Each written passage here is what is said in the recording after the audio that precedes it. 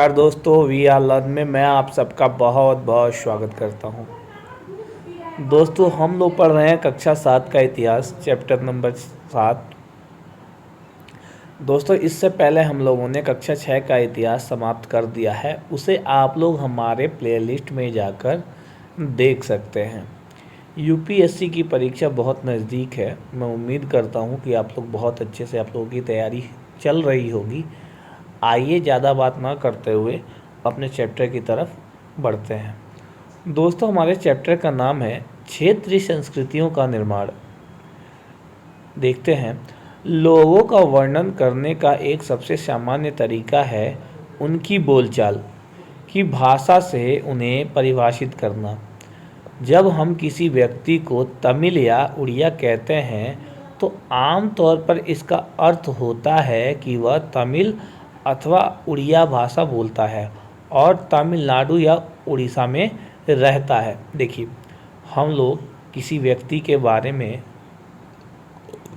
किस तरीके से पता लगाते हैं तो उसकी बोलचाल, उसके भाषा के आधार पर हम ये अनुमान लगाते हैं कि यह व्यक्ति तमिल का, जैसे मान लीजिए कोई व्यक्ति उड़िया बोलता है या फिर तमिल बोलता है, तो उससे हम अंदाज़ा लगाते हैं वो व्यक्ति या तो तमिलनाडु का होगा या उड़ीसा से बिलोंग करता होगा।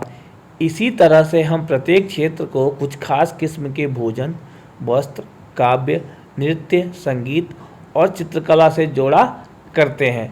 देखिए, जिस प्रकार हम लोग भाषा के आधार पर लोगों का ये बता देते हैं कि यह कहाँ से संबंधित है, ये कहाँ के रहने वाले हैं, उसी प्रकार उस क्षेत्र का जैसे कोई भाषा विशेष होता है, उसी तरह क्षेत्र में कुछ चीज़ें भी फेमस होती हैं। जैसे किसी क्षेत्र का कोई भोजन हो गया या किसी क्षेत्र का कोई वस्त्र हो गया जो बहुत फेमस होता है, या कोई नृत्य हो गया, कोई संगीत हो गया या चित्रकला हो गई।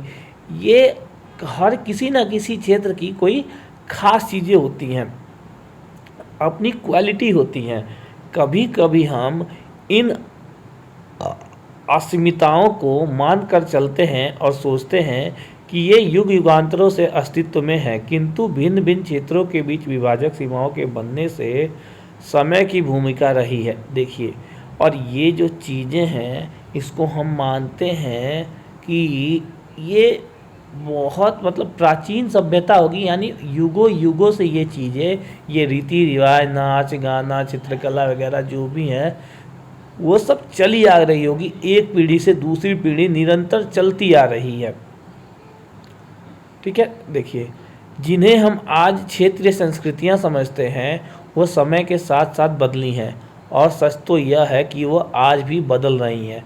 और इन्हीं चीज़ों को हम लोग, देखिए, जो किसी क्षेत्र का रीति रिवाज है, वहाँ की भाषा है, वहाँ की कला, नृत्य शैली है, चित्रकला, ये सब जो चीज़ें हैं वो उस क्षेत्र की संस्कृति कहलाती है। और ये जो संस्कृतियाँ हैं इनका जो विकास होता है वो समय के साथ बदलता रहता है। ठीक है। और यही नहीं, आज हम जो देख रहे हैं, आज जो संस्कृति है हमारी, वो भी पल पल बदल रही है। ठीक है। देखिए, इस प्रक्रिया के तहत स्थानीय परंपराओं और उपमहाद्वीपों के अन्य भागों के विचारों के आदान प्रदान ने एक दूसरे को संपन्न बनाया है। जैसा कि हम देखेंगे कि कुछ परंपराएं तो कुछ विशेष क्षेत्रों की अपनी हैं, जबकि कुछ अन्य भिन्न भिन्न क्षेत्रों में एक समान प्रतीत होती है। देखिए, ये कह रहा है कि कुछ संस्कृतियां ऐसी थीं, वो लोकल थी, वो अपनी थी। कुछ परंपराएं ऐसी थीं, वो अपनी थी, लेकिन कुछ चीज़ें ऐसी थीं जो अन्य भागों के जो लोग थे उनको, उनके विचारों के आदान प्रदान ने एक दूसरे को, उन संस्कृतियां या रीति रिवाज को फॉलो करने के लिए संपन्न बनाया। जैसा कि हम देखेंगे, देखिए, कुछ परंपराएं जो हैं वो किसी विशेष क्षेत्र की अपनी रही होंगी, लेकिन जबकि कुछ अन्य जो हैं वो भिन्न, अलग अलग क्षेत्रों में एक समान प्रतीत होती है। जैसे होली हो गया, सभी लोग मनाते हैं ना, दिवाली हो गया, सभी लोग मनाते हैं ना। अब कुछ चीज़ें ऐसी हैं जो उत्तर भारत में अलग होती हैं, दक्षिण भारत में अलग होती हैं। बहुत सारे ऐसे फेस्टिवल होते हैं जो वो लोग अलग मनाते हैं, ये लोग अलग मनाते हैं, पर होली, दिवाली वगैरह ये सब लोग मनाते हैं ना, सब में समानता दिखती है। देखिए, इसके अतिरिक्त कुछ अन्य परंपराएं एक खास इलाके के पुराने रीति रिवाज से तो निकली हैं, परंतु अन्य क्षेत्रों में जाकर उन्हें एक नया रूप ले लिया है। देखिए, कुछ रीति रिवाज या परंपराएं ऐसी हैं जो बहुत ही पुराने रीति रिवाजों से निकलती हैं और आगे चलकर ये अन्य क्षेत्रों में इनका विकास हो जाता है और ये नया रूप ले लेती हैं। देखिए, चेर और मलयालम भाषा का विकास कैसे हुआ।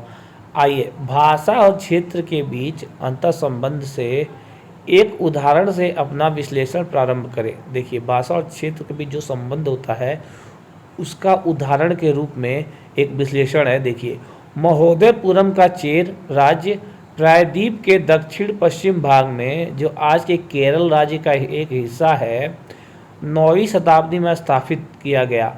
संभवतः मलयालम भाषा इस इलाके में बोली जाती थी। शासकों ने मलयालम भाषा एवं लिपि का प्रयोग करके अपनी अभिलेखों में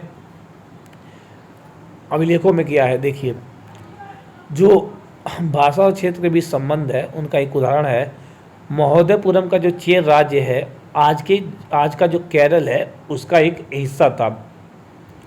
9वीं शताब्दी में इसको स्थापित किया गया था और मलयालम भाषा इस क्षेत्र में बोली जाती थी।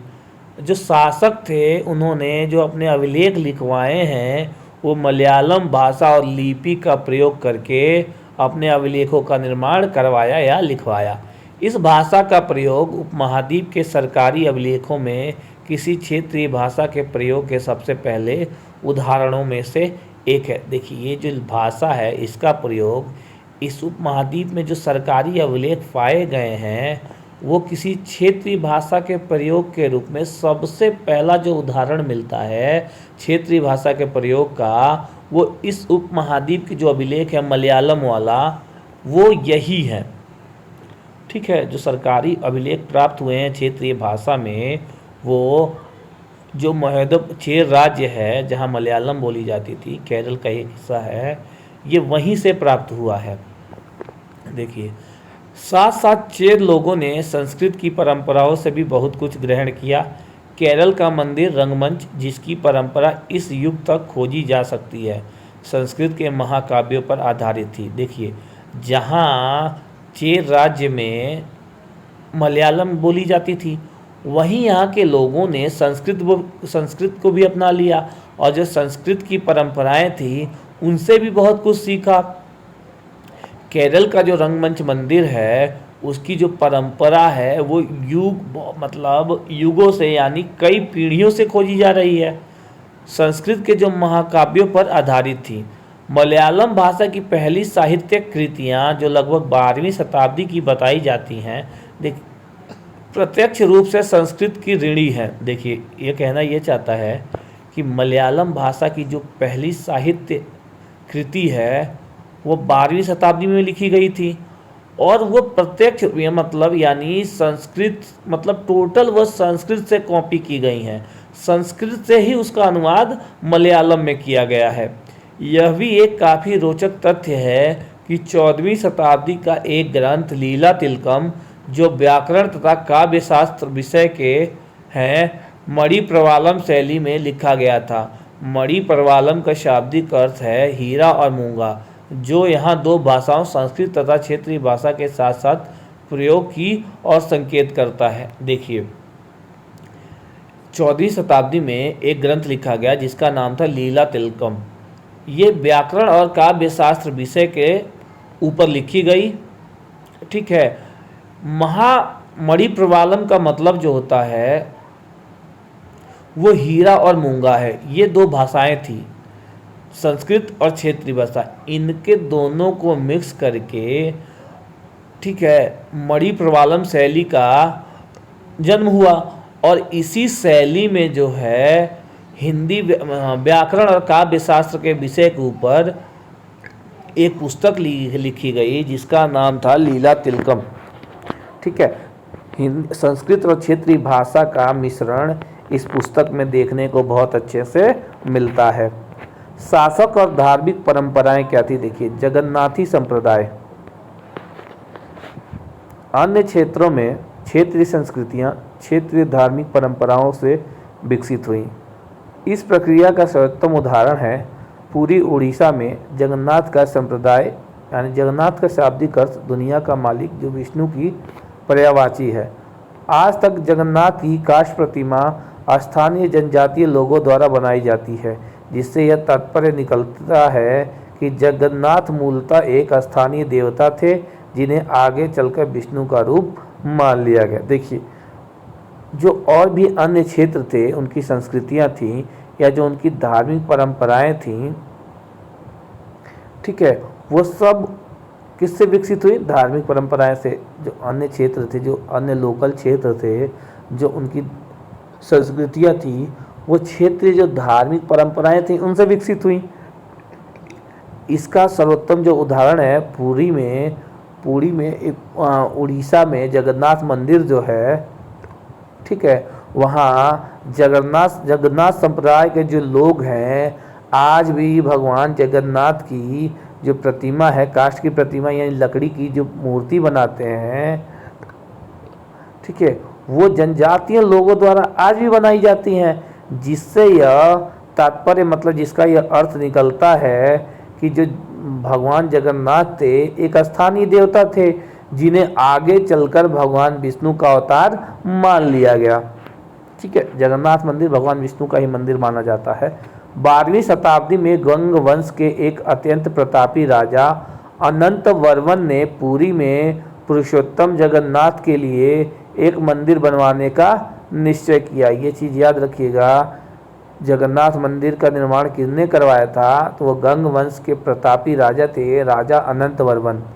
उन्होंने 1230 में, ठीक है, देखिए 1230 में राजा अनंग भीम तृतीय ने अपना राज्य पुरुषोत्तम जगन्नाथ को अर्पित कर दिया और स्वयं को जगन्नाथ का प्रतिनियुक्त घोषित किया। देखिए ये कह ये रहा है जगन्नाथ मंदिर का जो निर्माण है वो अनंत वर्मन ने करवाया था। वहीं उनके बाद 1230 में जो अनंग भीम तृतीय राजा बने तो उन्होंने क्या किया, अपना जो पुरुषोत्तम था, जो अपना जो राज्य था, उन्होंने पुरुषोत्तम जो जगन्नाथ भगवान थे उनको अपना राज्य अर्पित कर दिया, यानी दान में दे दिया, और स्वयं को उनके प्रति नियुक्त यानी उनका सेवक घोषित कर दिया। ज्यों ज्यों इस मंदिर को तीर्थ स्थल यानी तीर्थ यात्रा के केंद्र के रूप में महत्व प्राप्त होता गया, सामाजिक तथा राजनीतिक मामलों भी इसकी सत्ता बढ़ती गई। जिन्होंने भी उड़ीसा को जीता, जैसे मुगल, मराठे और अंग्रेज ईस्ट इंडिया कंपनी, सबने इस मंदिर पर अपना नियंत्रण स्थापित करने का प्रयत्न किया। वे सब यह महसूस करते थे कि मंदिर पर नियंत्रण प्राप्त करने से स्थानीय जनता में उनका शासन स्वीकार हो जाएगा। ये मंदिर धीरे धीरे, जो जगन्नाथ मंदिर थी, धीरे धीरे तीर्थस्थल के रूप में विकसित हो गई। सामाजिक तथा राजनीतिक मामलों में भी इसकी सत्ता बढ़ गई। जिन्होंने भी उड़ीसा को जीता, जैसे मुगल, मराठे या अंग्रेजी जो ईस्ट इंडिया कंपनी थी या अंग्रेज थे, सबने इस मंदिर पर अपना नियंत्रण स्थापित करना चाहा। उन्हें ऐसा लगता था कि मंदिर पर कंट्रोल कर लेने से जो स्थानीय जनता है उनका शासन स्वीकार कर लेगी। देखिए राजपूत और शूरवीरता की परंपराएं। 19वीं शताब्दी में ब्रिटिश लोग इस क्षेत्र को, जहां आज का अधिकांश राजस्थान स्थित है, राजपूताना कहते थे। देखिए राजपूताना किसे कहा जाता है? जो आज का राजस्थान है उसे ब्रिटिश लोग राजपूताना कहते थे। इससे यह समझा जा, अंग्रेज लोग, भाई अंग्रेज राजपूताना कहते थे राजस्थान वाले क्षेत्र को। इससे यह समझा जा सकता है कि वह एक ऐसा प्रदेश था जहां केवल अथवा प्रमुख रूप से राजपूत ही रहा करते थे। लेकिन यह बात आंशिक रूप से ही सत्य है। ऐसे अनेक समूह थे और आज भी हैं जो उत्तरी और मध्यवर्ती भारत के अनेक क्षेत्रों में अपने आप को राजपूत कहते हैं। देखिए अंग्रेज लोग कहते हैं राजस्थान को राजपूताना कहते थे। इससे लोग यह समझने लगे कि वही एक ऐसा प्रदेश था जहां केवल अथवा प्रमुख रूप से राजपूत निवास करते थे। लेकिन ये बात बिल्कुल गलत है। वहाँ पे राजपूत रहते थे, मगर ऐसे अनेक समूह थे, राजपूतों के ऐसे अनेक समूह थे जो अलग अलग भारत के अनेक क्षेत्रों में भी रहते हैं। ये भी सच है कि राजस्थान में राजपूतों के अलावा अन्य लोग भी रहते थे। जैसे राजपूत राजस्थान के अलावा अन्य क्षेत्रों में रहते थे, वैसे अन्य लोग भी राजस्थान में राजपूतों के अलावा रहते थे, निवास करते थे। अक्सर यह माना जाता है कि राजपूतों ने राजस्थान को एक विशिष्ट संस्कृति प्रदान की। यह संस्कृति परंपराएं वहाँ के शासकों के आदर्शों तथा अभिलाषाओं के साथ घनिष्ठता से जुड़ी हुई थी। लगभग 8वीं शताब्दी से आज के राजस्थान के अधिकांश भाग पर विभिन्न परिवारों के राजपूत राजाओं का शासन रहा। पृथ्वीराज एक ऐसा ही शासक था। यह शासक ऐसे शूरवीरों के आदर्शों को अपने हृदय में संजोए रखते थे। देखिए ये कह रहा है जो वहाँ की राजस्थान की जो सांस्कृतिक परंपराएं थे, ठीक है, उसके बारे में ऐसा माना जाता है कि ये राजपूतों की देन है। ठीक है, राजपूतों ने राजस्थान को एक विशेष प्रकार की संस्कृति प्रदान की। ये जो सांस्कृतिक परंपराएं थी वहाँ के शासकों के आदर्शों तथा उनकी जो अभिलाषाएं थी उनके साथ बहुत अच्छे से जुड़ी हुई थी। 8वीं शताब्दी से आज के जो राजस्थान का अधिकांश भाग है वहाँ विभिन्न प्रकार के राजपूत राजाओं का शासन रहा। उनमें से ही एक पृथ्वीराज थे। वो ऐसे शासक थे जो शूरवीरों के जो आदर्श थे उनको अपने हृदय में संजो कर रखते थे, जिन्होंने रण क्षेत्र में बहादुरी से लड़ते हुए अक्सर मृत्यु का वर्णन किया मगर पीठ नहीं दिखाई। जो पृथ्वीराज चौहान थे वो बहुत वीर शासक थे। वो युद्ध में मृत्यु स्वीकार कर लेते थे मगर कभी पीठ नहीं दिखाते थे, मतलब मरने के लिए तैयार रहते थे पर पीठ कभी नहीं दिखाते थे। राजपूत शूरवीरों की कहानियाँ काव्यों एवं गीतों से में सुरक्षित है। यह विशेष रूप से प्रशिक्षित चारण भाटों द्वारा गाई जाती हैं। यह काव्य एवं गीत ऐसे शूरवीरों की स्मृति को सुरक्षित रखते थे और उनसे यह आशा की जाती थी कि वे अन्य जनों को भी उन शूरवीरों का अनुकरण करने के लिए प्रेरित एवं प्रोत्साहित करेंगे। देखिए ये कह रहा है जो राजपूत शूरवीर थे उनकी कहानियाँ काव्यों एवं गीतों के माध्यम से सुरक्षित रखी जाती थी, विशेष रूप से तैयार किया जाता था और जो प्रशिक्षित गायक थे चारण भाटों उनके द्वारा ये गाई जाती थी। ये जो काव्य और गीत थे जो राजपूत थे जो शूरवीर थे उनकी याद में बनाए जाते थे, उनका निर्माण होता था और उनसे ये उम्मीद की जाती थी कि ये अन्य लोगों को भी इन शूरवीरों की कहानियाँ सुनाएंगे जिससे वे प्रोत्साहित होंगे और साधारण जो लोग हैं इन कहानियों से आकर्षित होंगे। इन कहानियों में अक्सर नाटकीय स्थितियों और स्वामी भक्ति, मित्रता, प्रेम, शौर्य, क्रोध आदि प्रबल संवेगों का चित्रण होता था। और ये जो कहानियाँ लिखी जाती थी इनमें नाटकीय रूप से स्वामी की भक्ति, सच्ची मित्रता, प्रेम, शौर्य यानी वीरता, क्रोध आदि चीज़ों को इतने बढ़िया तरीके से चित्रण किया जाता था कि लोग इन कहानियों को सुनकर आकर्षित हो जाते थे, पढ़कर आकर्षित होते थे। क्या स्त्रियों को भी इन कहानियों में स्थान प्राप्त था? कहीं कहीं यह चित्रित किया गया है कि स्त्रियां अपने शूरवीर पतियों का जीवन मरण दोनों में अनुसरण करती थी। सती प्रथा यानी विधवाओं द्वारा अपने मृतक पतियों की चिता पर जिंदा जल जाने की प्रथा का भी कुछ कहानियों में उल्लेख पाया जाता है। देखिए जैसे राजपूत राजा जो थे उनके लिए काव्य और गीत की रचना होती थी उनकी स्मृतियों को सुरक्षित रखने के लिए, यानी उनकी यादों को उनके बारे में लोग जान सके, इसके लिए काव्य और गीत की रचना होती थी। लेकिन जो स्त्रियां थीं उनको इन कहानियों में क्या स्थान प्राप्त था? तो देखिए ये जो स्त्रियां थीं ये अपने शूरवीर पतियों के जीवन मरण यानी जो जीवन और मृत्यु थी उनके साथ जीती थीं और उनके साथ ही मरने को तैयार रहती थी। यह सती प्रथा यानी विधवा जो थी वो अपने पति के साथ, मृतक पति के साथ चिता पर जिंदा जल जाती थीं। इस प्रकार जो लोग शूरवीरता के आदर्शों का पालन करते थे, उन्हें अक्सर इस आदर्श के लिए अपने जीवन का बलिदान करना होता था। और मान लीजिए पृथ्वीराज चौहान जो थे वो शूरवीर थे, और इस शूरवीरता के कारण ही उन्हें अपने प्राणों का बलिदान देना पड़ा। क्षेत्रीय सीमांतों से परे कृतक नृत्यों की कहानी। यदि शूरवीरता की परंपराएं भिन्न भिन्न क्षेत्र में भिन्न भिन्न रूपों में मिल सकती हैं, तो नृत्य के विषय में भी यही सच है। आइए नृत्य के रूप में कथक के इतिहास को देखें। यह नृत्य शैली उत्तर भारत के अनेक भागों से जुड़ी है। देखिए, जैसे लोगों की शूरवीरता भिन्न भिन्न क्षेत्रों में भिन्न भिन्न यानी अलग अलग क्षेत्रों में अलग अलग रूप में मिलती है, उसी प्रकार जो नृत्य है वो भी उतना ही सच है जितना शूरवीरता की कहानियाँ। नृत्य के एक रूप है कथक। देखिए, नृत्य का ही एक भाग कथक है। ये कथक जो है, इसका इतिहास उत्तर भारत के अनेक भागों से प्राप्त होता है।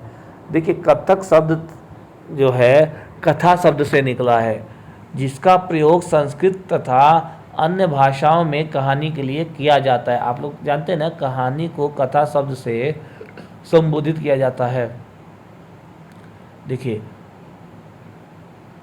कथक मूल रूप से उत्तर भारत के मंदिरों में कथा यानी कहानी सुनाने वालों की एक जाति थी। अच्छा, कथक जो थी क्या थी? देखिए क्या है, जो मंदिरों में कहानी सुनाते थे उनकी एक जाति थी।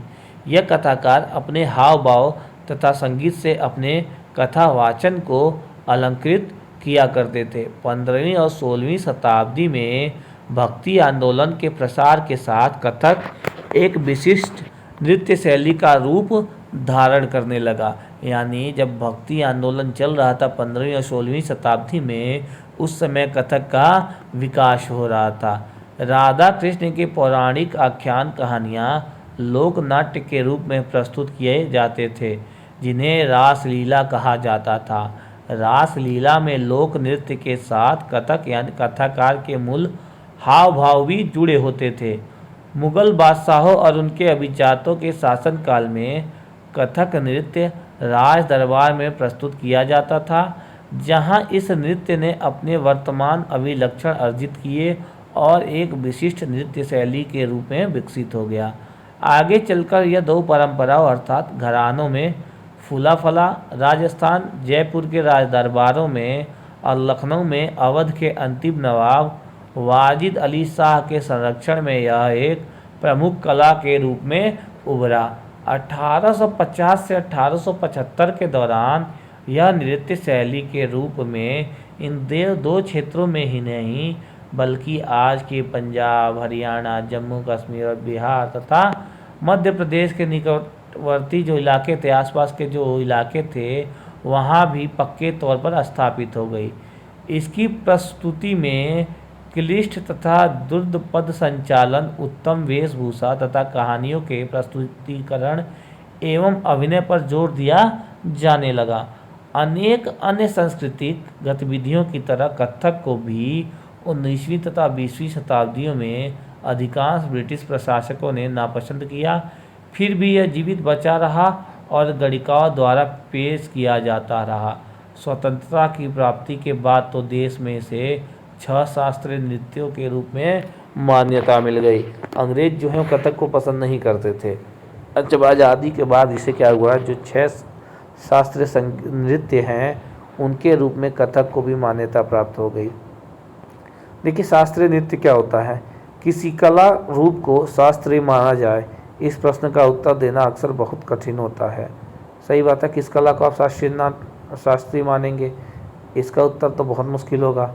क्या हम उस रूप या शैली को शास्त्रीय कहते हैं जिसका विषय धार्मिक हो, अथवा हम उसे शास्त्रीय इसलिए मानते हैं क्योंकि उसके लिए अत्यधिक कौशल की आवश्यकता होती है, जो कई वर्षों के लंबे प्रशिक्षण से ही प्राप्त होता है, अथवा यह शास्त्रीय इसलिए है क्योंकि यह निर्धारित नियमों के अनुसार ही प्रदर्शित या प्रस्तुत किया जाता है और इसमें विभिन्नताओं को प्रोत्साहन नहीं दिया जाता है।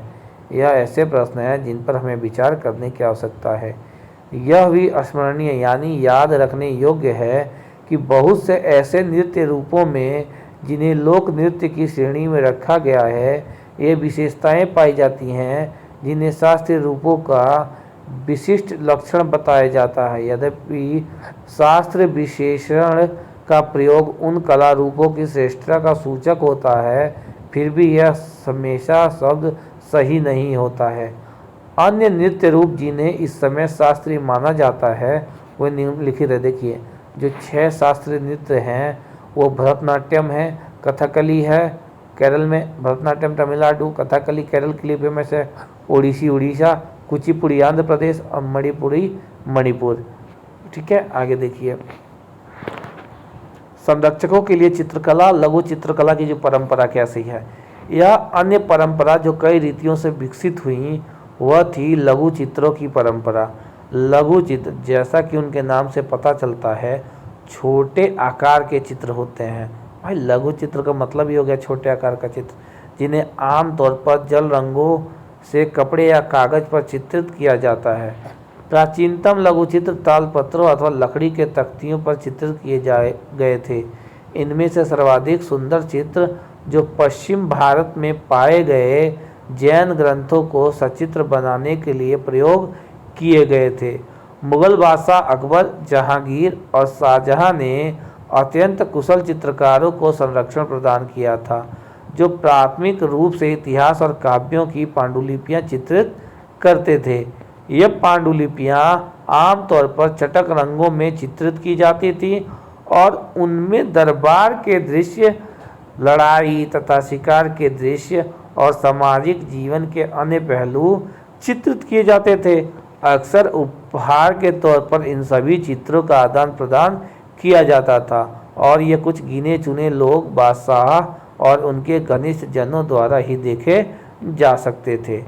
मुगल साम्राज्य के पतन के साथ साथ अनेक चित्रकार मुगल दरबार छोड़कर नए उभरने वाले क्षेत्रीय राजाओं के दरबार में चले गए। परिणाम स्वरूप मुगलों की कलात्मक रुचियों ने दक्षिण के क्षेत्रीय दरबारों और राजस्थान के राजपूती राज दरबारों को प्रभावित किया, लेकिन इसके साथ ही उन्होंने अपनी विशिष्ट विशेषताओं को सुरक्षित रखा और उनका विकास भी किया। मुगल उदाहरणों का अनुसरण करते हुए शासकों तथा उनके दरबारों के दृश्य चित्र किए जाने लगे।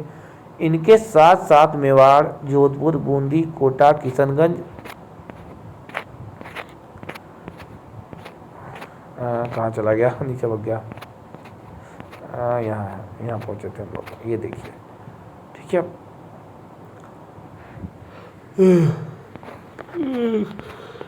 यहाँ पहुँच गए थे यार, हम कहाँ पहुँचे थे। हाँ देखिए, लघु चित्र का मतलब बता दिया। छोटे चित्र होते हैं जिन्हें आमतौर पर जल रंगों या कपड़े या कागज़ पर चित्रित किया जाता था। प्राचीन समय में जो लघु चित्र थे वो तालपत्र या लकड़ी की जो तख्तियाँ होती हैं उन पर बनाए जाते थे। इनमें सर्वाधिक सुंदर जो चित्र होता है वो पश्चिम भारत में पाए गए जैन ग्रंथों की जो रचना है उसको सजीव दिखाने के लिए, उसको अच्छा बनाने के लिए किया गया है और ये उनकी पांडुलिपियों से प्राप्त होती हैं। इनमें आमतौर पर चटक रंग भरे जाते थे। उनमें जो दरबार के दृश्य, लड़ाई, शिकार और सामाजिक जीवन के जो अन्य पहलू हैं वो चित्रित किए जाते थे। अक्सर उपहार के तौर पर भी इन चित्रों को दिया जाता था, इनका आदान प्रदान किया जाता था। जो घनिष्ठ लोग थे वो घनिष्ठ जनों को ही देते थे और उनके द्वारा ही देखा जा सकता था।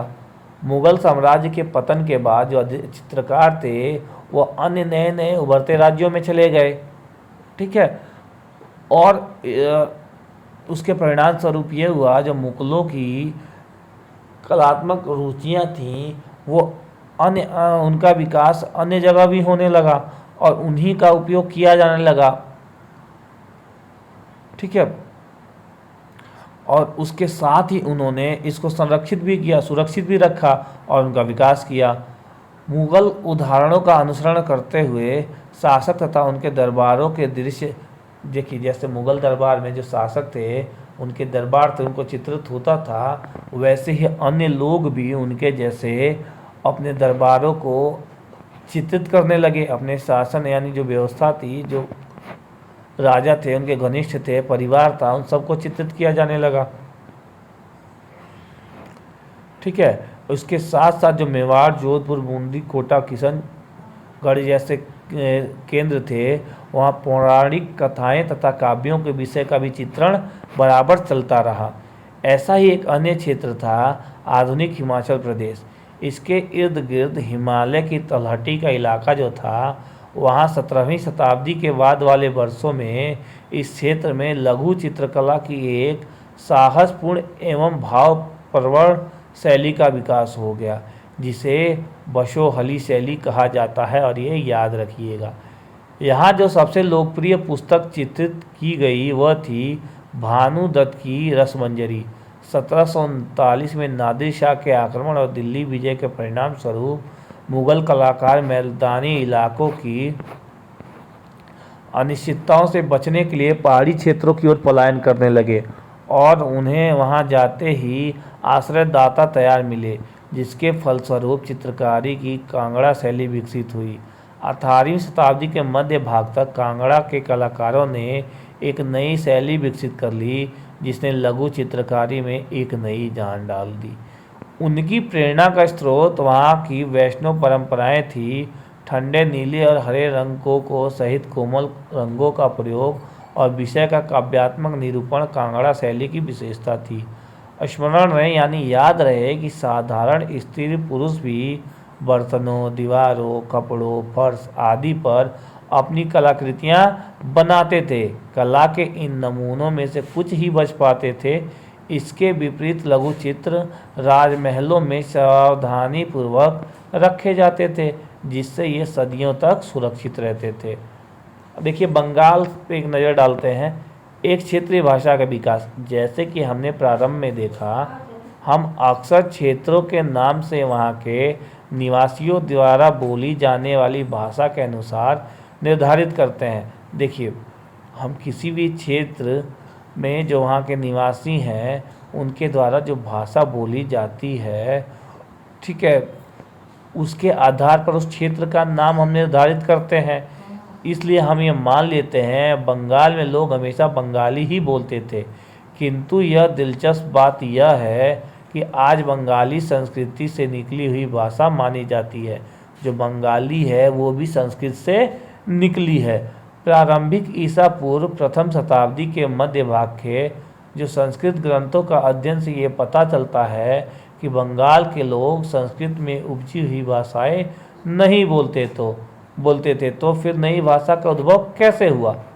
जब बंगाल के लोग थे वो संस्कृत से जो भाषा उपजी थी उसको नहीं बोलते थे, फिर आखिर जो बंगाली भाषा है उसका जन्म कैसे हुआ? देखिए, ईसा पूर्व चौथी तीसरी शताब्दी में बंगाल और मगध दक्षिण बिहार के बीच वाणिज्यिक यानी व्यापारिक संबंध स्थापित होने लगे थे मगध और बंगाल में, जिसके कारण संस्कृत का प्रभाव बढ़ता गया। चौथी शताब्दी के दौरान गुप्त वंशीय शासकों ने उत्तरी बंगाल पर अपना राजनीतिक नियंत्रण स्थापित कर लिया और वहां ब्राह्मणों को बसाना शुरू कर दिया। इस प्रकार गंगा की मध्य घाटी के भाषाई तथा सांस्कृतिक प्रभाव अधिक प्रबल हो गए और 17वीं शताब्दी में चीनी यानी हानसोंग ने यह पाया कि बंगाल में सर्वत्र संस्कृत से संबंधित भाषाओं का प्रयोग हो रहा था। 8वीं शताब्दी के जो पाल शासक थे उनके अंतर्गत एक क्षेत्रीय राज्य का उदय हुआ। 14वीं से 16वीं शताब्दियों के बीच बंगाल पर सुल्तानों का शासन रहा, जो दिल्ली में स्थित शासकों से स्वतंत्र थे। जो देखिए, बंगाल के जो शासक थे 14वीं शताब्दी में, 14वीं से 16वीं शताब्दी के बीच, वो जो दिल्ली के सुल्तान थे उनसे स्वतंत्र थे। 1586 में जब अकबर ने इस प्रदेश को जीत लिया तो उसे सूबा माने जाने लगा। 1586 में बंगाल अकबर ने जीत लिया और उसे सूबा बोला जाने लगा। उस समय प्रशासन की जो भाषा थी वो फारसी थी, लेकिन बंगाली एक क्षेत्रीय भाषा के रूप में विकसित हो रही थी। 15वीं शताब्दी तक आते आते उपभाषाओं तथा बोलियों का बंगाली समूह एक सामान्य साहित्यिक भाषा के द्वारा एकबद्ध हो गया। यह साहित्यिक भाषा उस क्षेत्र के पश्चिम भाग की बोलचाल की भाषा थी, जिसे अब पश्चिम बंगाल कहा जाता है। यद्यपि बंगाली का उद्भव संस्कृत से ही हुआ है, पर यह अपने कर्म विकास की अनेक अवस्थाओं से गुजरी है। इसके अलावा गैर संस्कृत शब्दों का एक विशाल शब्द भंडार है, जो जनजातीय भाषाओं, फारसी और यूरोपीय भाषाओं सहित अनेक स्रोतों से इसे प्राप्त हुआ है। आधुनिक बंगाली एक हिस्सा बन गया है। बंगाली के प्रारंभिक साहित्य को दो श्रेणियों में बांटा जा सकता है। एक श्रेणी संस्कृत की ऋणी है और दूसरी उससे स्वतंत्र है। पहली श्रेणी में संस्कृत महाकाव्यों के अनुवाद, मंगल काव्य, शाब्दिक अर्थों में शुभ यानी मांगलिक काव्य जो स्थानीय देवी देवताओं से संबंधित है, और भक्ति साहित्य जैसे गौड़ीय वैष्णव आंदोलन के नेता श्री चैतन्य देव की जीवनियाँ आदि शामिल है। दूसरी श्रेणी में नाथ साहित्य शामिल है, जैसे मैनामती गोपी चंद्र के गीत, धर्म ठाकुर की पूजा से संबंधित कहानियाँ, परिकथाएं, लोक कथाएं और गाथा गीत। देखिए, मैनामती गोपी चंद्र और धर्म ठाकुर के बारे में। नाथ लोग सन्यासी होते थे जो तरह तरह की योगिक क्रियाएं करते थे। यह गीत विशेष जो अक्सर अभिनीत किया जाता है, यह बताता है कि रानी मैनामती ने अपने पुत्र गोपी चंद्र को अनेक बाधाओं के समक्ष संन्यास का मार्ग अपनाने को किस प्रकार प्रोत्साहित किया था। धर्म ठाकुर जो थे एक क्षेत्रीय लोकप्रिय देव हैं जिनकी पूजा अक्सर एक पत्थर या काठ की मूर्ति के रूप में की जाती है। पहली श्रेणी के ग्रंथों का काल निर्णय करना अपेक्षाकृत सरल है, क्योंकि ऐसी अनेक पांडुलिपियां पाई गई हैं जिनमें यह लिखा गया है कि उनकी रचना 15वीं शताब्दी के उत्तरार्ध और 18वीं शताब्दी के मध्य भाग के बीच की गई थी। दूसरी श्रेणी की जो कृतियां हैं मौखिक रूप से कहीं सुनी जाती थीं, इसलिए उनका काल निर्णय सही नहीं किया जा सकता था। वे खास तौर पर पूर्वी बंगाल में लोकप्रिय थी, जहां ब्राह्मणों का प्रभाव अपेक्षाकृत कम था। देखिए, 16वीं शताब्दी में लोगों ने बड़ी संख्या में पश्चिम बंगाल के कम उपजाऊ क्षेत्र को छोड़कर दक्षिण पूर्वी बंगाल के जंगली तथा दलदली इलाकों में प्रवास करना शुरू कर दिया। ज्यों-ज्यों वो पूर्व की ओर बढ़ते गए, वे जंगलों को साफ करके भूमि में धान की खेती करने लगे। शने शने स्थानीय मछुआ तथा स्थानांतरित खेती करने वाले लोग, जो अक्सर जनजातीय थे, किसानों के नए समुदायों में मिल गए। इन्हीं दिनों बंगाल पर मुगलों का कंट्रोल स्थापित हो गया, जिन्होंने पूर्वी डेल्टा प्रदेश के केंद्रीय भाग स्थित ढाका नगर में अपनी राजधानी स्थापित की। अधिकारी और कर्मचारी लोग भूमि प्राप्त करके अक्सर उस पर मस्जिद बना लेते थे, जो इन इलाकों के धार्मिक रूपांतरण के केंद्रों के रूप में काम आती थी। प्रारंभ में बाहर से आकर यहाँ बसने वाले लोग इन अस्थिर परिस्थितियों में रहने के लिए कुछ व्यवस्था तथा आश्वासन चाहते थे। यह सुख सुविधाएं तथा आश्वासन उन्हें समुदाय के नेताओं ने प्रदान की। यह नेता शिक्षकों और निर्णायकों की भूमिकाएं भी अदा करते थे। कभी कभी ऐसा समझा जाता था कि इन नेताओं के पास अलौकिक शक्तियां हैं। स्नेह और आदर से लोग इन्हें पीर कहा करते थे। इस पीर श्रेणी में संत या सूफी और अन्य धार्मिक महाअनुभाव, साहसी, उपनिवेशी, देवत्व प्राप्त सैनिक एवं योद्धा, विभिन्न हिंदू एवं बौद्ध देवी देवता और यहाँ तक कि जीवात्माएं भी शामिल थे। पीरों की पूजा पद्धतियाँ बहुत ही लोकप्रिय हो गई और उनकी मज़ारें बंगाल में सर्वत्र पाई जाती हैं, मतलब चारों तरफ पाई जाने लगी। बंगाल में 15वीं शताब्दी के बाद वाले वर्षों में मंदिर बनाने का दौर जोरों पर रहा, जो 19वीं शताब्दी में आकर समाप्त हो गया। हमने देखा कि मंदिर और अन्य धार्मिक भवन अक्सर उन व्यक्तियों या समूहों द्वारा बनाए जाते थे जो शक्तिशाली बने रहते थे। वे इनके माध्यम से अपनी शक्ति तथा भक्ति भाव का प्रदर्शन करना चाहते थे। बंगाल में साधारण ईंटों और मिट्टी गारे से अनेक मंदिर सामाजिक समूह जैसे कालू, तेली, कंसारी, घंटा घाटों के कारीगर आदि के समर्थन से बने थे। यूरोप की व्यापारिक कंपनियों के आ जाने से नए आर्थिक अवसर पैदा हुए। इन सामाजिक समूहों से संबंधित अनेक परिवारों ने इन अवसरों का लाभ उठाया। जैसे जैसे लोगों को सामाजिक तथा आर्थिक स्थिति जो थी वो सुधरती गई, उन्होंने इस स्मारकों के निर्माण के माध्यम से अपनी जो परिस्थिति या प्रतिष्ठा की घोषणा कर दी। जब स्थानीय देवी देवता जो पहले गांव में छान छप्पर वाली झोपड़ियां में पूजे जाते थे वो ब्राह्मणों द्वारा मान्यता प्रदान कर दी गई, उनकी प्रतिमाएं मंदिरों में स्थापित की जाने लगी। इन मंदिरों की शक्ल या आकृति बंगाल की छप्परदार झोपड़ियों की तरह थी। इसके कारण मंदिरों का स्थापत्य कला में विशिष्ट बंगाली शैली का प्रादुर्भाव हुआ। अपेक्षाकृत अधिक जटिल चौचाला यानी 4 छतों वाली ढांचे में 4 त्रिकोणीय छतें 4 दीवारों पर रखी जाती थी, जो ऊपर तिरक रेखा या एक बिंदु तक जाती थी। मंदिर आमतौर पर एक वर्गाकार चबूतरे पर बनाए जाते थे।